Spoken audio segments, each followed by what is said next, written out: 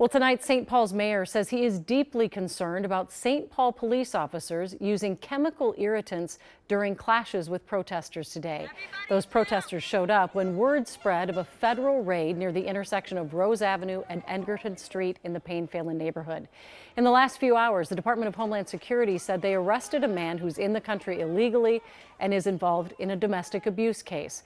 Raya Katene has more on the response from St. Paul leaders about what happened. On St. Paul's east side, hundreds of protesters filled the streets in the Payne-Phelan neighborhood. This is what they used on everybody here. As federal agents from Homeland Security and ICE attempted to arrest a man they say is here illegally. Started spraying. St. Paul police is doing that. And it wasn't doing the spray, it was doing the little squirts. As tensions started rising, St. Paul police officers deployed chemical irritants like pepper spray and tear gas. I was walking over and recording my phone, and he pushed me and pepper sprayed me.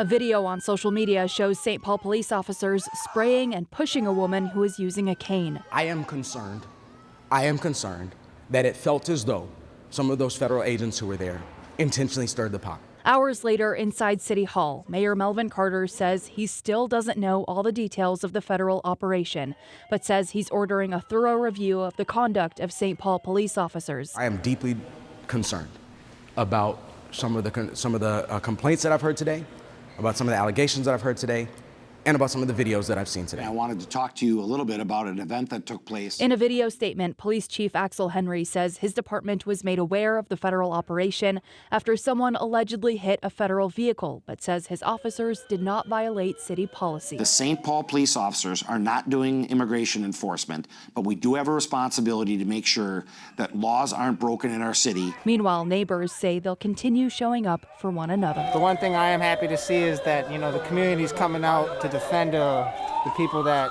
feel like they have nobody. So we are still working to figure out some of those details of exactly what transpired today. We do know that ICE arrested at least one person.